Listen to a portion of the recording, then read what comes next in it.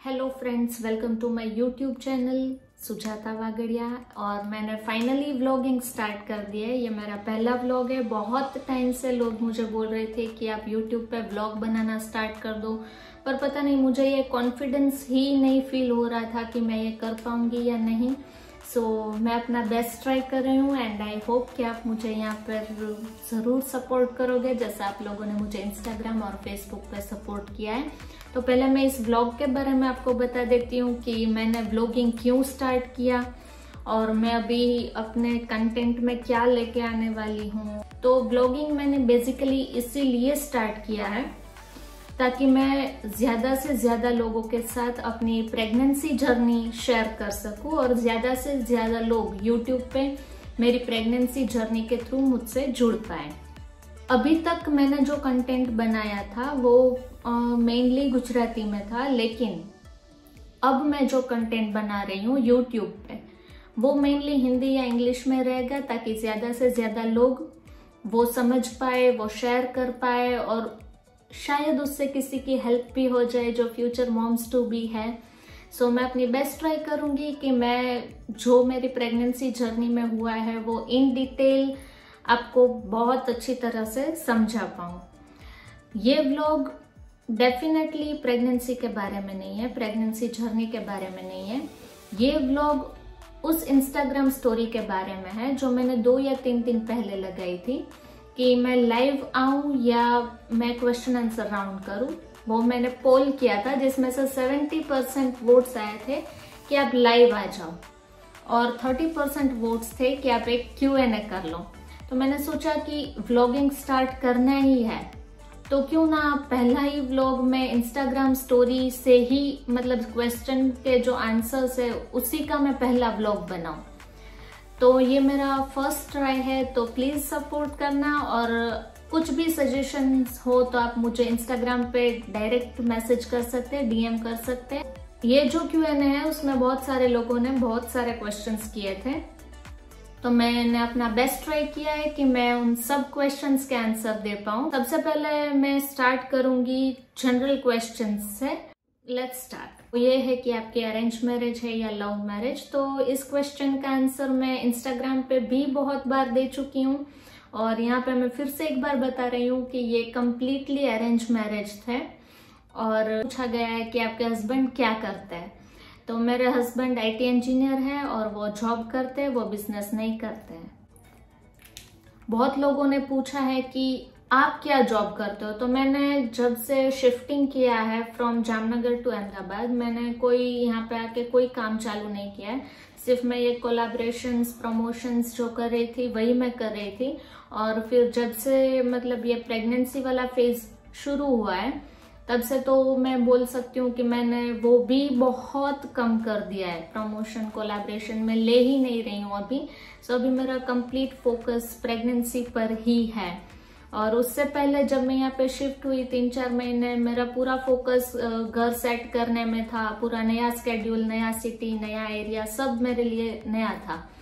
तो मेरा पूरा फोकस उसी पे था कि एक बार मैं खुद सेट हो जाऊं यहाँ पे, फिर मैं कुछ स्टार्ट करूंगी। और फिर ये फेज स्टार्ट हो गया। मेरा पूरा फोकस प्रेगनेंसी पर ही था कि अभी मतलब मुझे कुछ भी नहीं करना है और अभी मेरा पूरा फोकस इसी चीज पे है कि बस ये टाइम बहुत अच्छे से गुजर जाए। तो सबसे ज्यादा पूछा गया है वो सवाल ये है कि आपकी हेल्थ अभी कैसी है। तो टचवुड अभी मेरी हेल्थ बहुत अच्छी है, आई एम टोटली फाइन और अभी कोई प्रॉब्लम नहीं है, सब स्मूथली जा रहा है। तो देखते हैं कि आगे क्या होता है, कि आपका कौन सा मंथ चल रहा है प्रेगनेंसी का।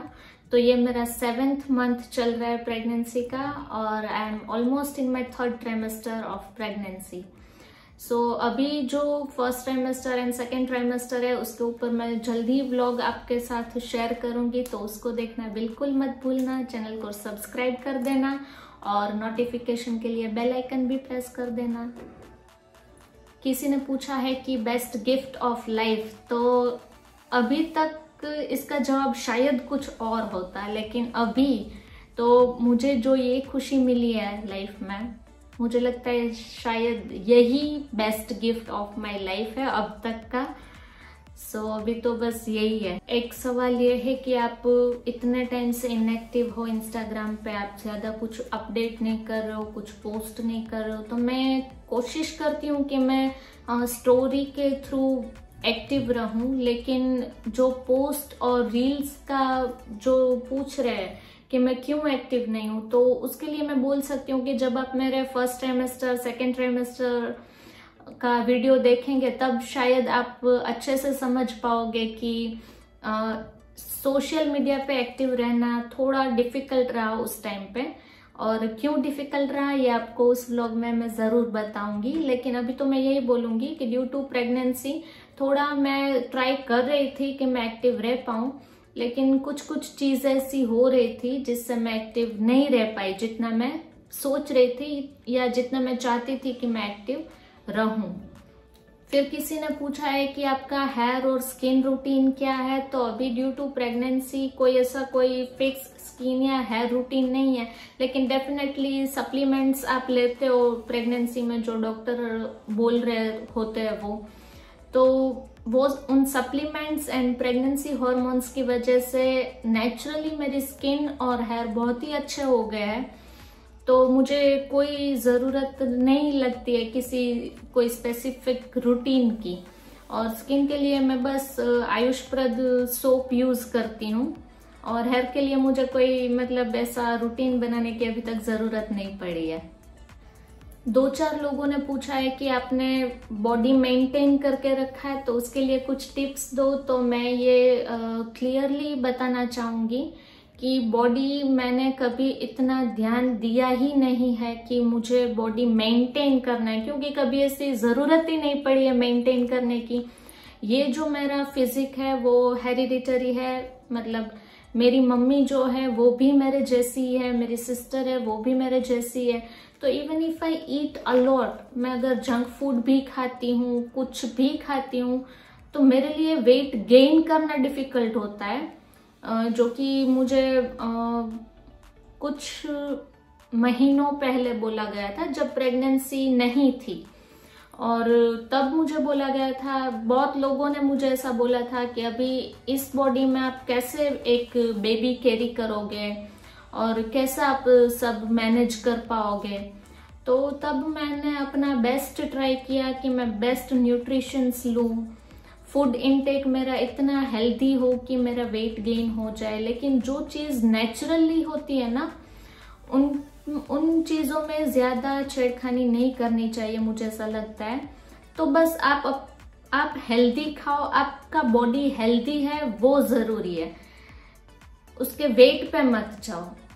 सो मैंने बस हेल्दी खाना खाया है, लेकिन पता नहीं weight gain is difficult for मी।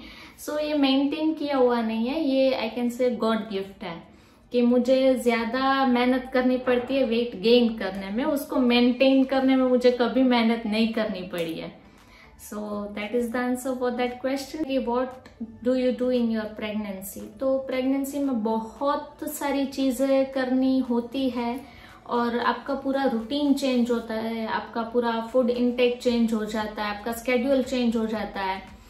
तो हर एक ट्राइमेस्टर में आप अलग तरह से अपनी केयर करते हो, आपका रूटीन अलग हो जाता है। फर्स्ट ट्राइमेस्टर में जो होता है वही रूटीन आपका नहीं होता है सेकेंड ट्राइमेस्टर में। तो वो जर्नी मैं जब शेयर करूंगी तभी शायद आपको पता चलेगा कि फर्स्ट ट्राइमेस्टर में मैं क्या कर रही थी for healthy pregnancy, second trimester में मैं क्या कर रही थी। एंड अभी मतलब मैं ट्राई कर रही हूँ कि मैं अपना रूटीन मेंटेन कर पाऊँ, लेकिन देखते हैं कि थर्ड ट्राइमेस्टर के एंड तक क्या होता है, और वो भी मैं डेफिनेटली आपके साथ शेयर करूंगी। किसी ने पूछा है कि आप अभी अहमदाबाद शिफ्ट हो गए हो जामनगर से, तो आप जामनगर का क्या सबसे ज्यादा मिस करते हो। तो मुझे लगता है कि मेरा जन्म जामनगर में हुआ है, मैं बड़ी जामनगर में हुई हूँ, तो ऐसा कुछ हो ही नहीं सकता जो मैं मिस ना करूं। I miss everything. जामनगर का फूड मिस करती हूँ, जामनगर की गलियां मिस करती हूँ, जामनगर के प्लेसेस मिस करती हूँ। एंड ऑब्वियसली जहाँ पे आप बड़े हुए होते हो वहाँ आपकी इतनी मेमोरीज होती है कि हर जगह कहीं ना कहीं दिन में 1-2 बार आपको वो याद आ ही जाता है कि यार वहां पे ऐसा था और यहाँ पे ऐसा है। तो जामनगर इज हार्ड। किसी ने पूछा है कि how are you feeling in your pregnancy. तो प्रेगनेंसी फीलिंग मतलब जब आपको पता चलता है और इट्स टोटली डिफरेंट। हर दिन नया होता है, हर दिन के सिम्टम्स नए होते हैं, हर दिन का एक्सपीरियंस नया होता है। आज टमाटर खाते हो तो आपको कुछ नहीं होता, कल खाओगे तो वॉमिट हो जाएगी। So every day is a new day in pregnancy. Mood swings होते हैं, कभी थकान होती है, कभी आपको बहुत एनर्जी फील होती है। So pregnancy feeling is something like that कि आप कुछ भी प्रेडिक्ट नहीं कर सकते, कभी भी कुछ भी हो सकता है। किसी ने कॉलेज मेमोरीज के बारे में पूछा है, तो obviously college memories are best memories. और मैंने डीकेवी कॉलेज में अपना बीए और एमए किया है। वहाँ के बहुत सारे दोस्त थे जो अभी भी टच में हैं एंड मेरे बेस्ट फ्रेंड्स भी मेरी कॉलेज में मेरे साथ ही थे। सो आई हैड बेस्ट टाइम। किसी ने पूछा है कि आपको फूड क्रेविंग्स कैसे हो रहे हैं।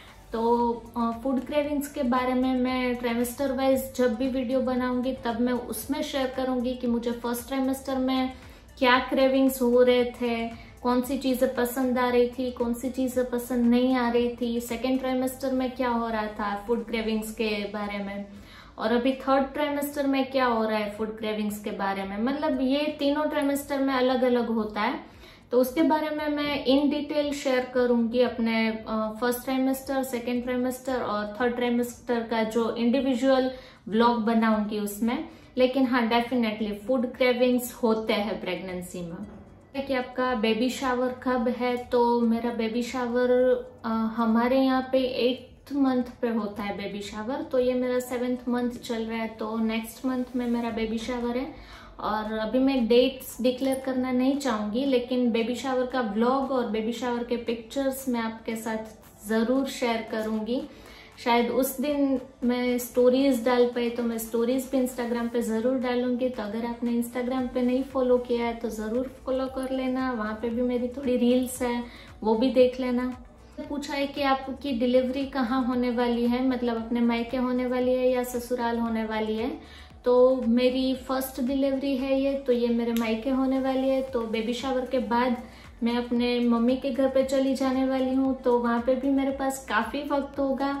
तो मैं व्लॉग्स बनाती रहूंगी और आप सबसे जुड़ी रहूंगी। तो आप लोग भी मुझसे जुड़े रहना, मुझे सजेशंस देना, और अगर कुछ मतलब प्रेगनेंसी रिलेटेड टिप्स है तो वो भी आप मुझे इंस्टाग्राम पे डीएम कर देना।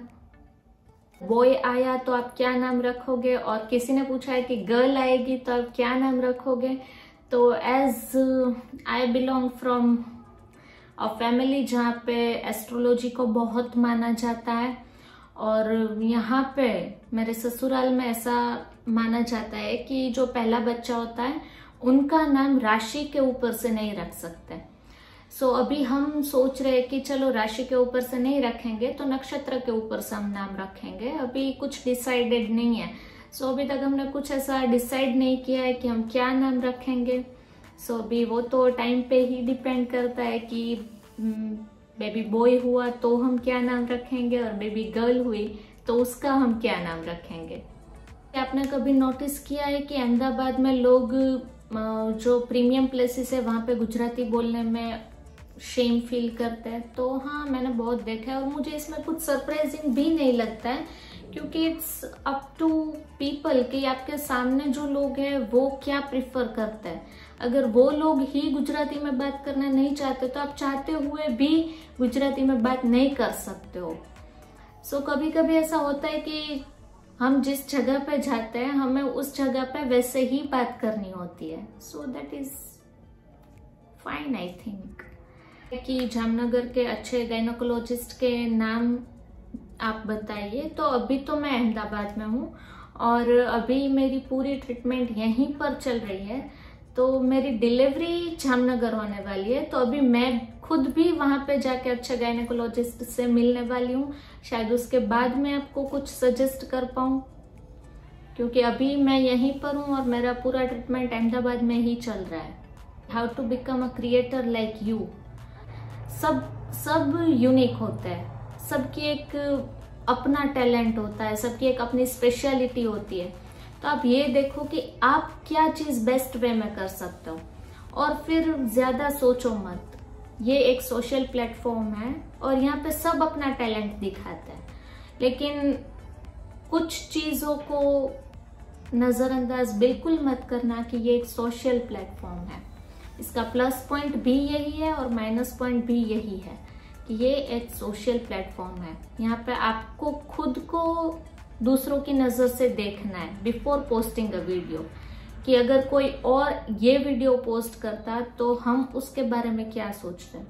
That is what society is, और लोग हमें ऐसे ही देखते हैं।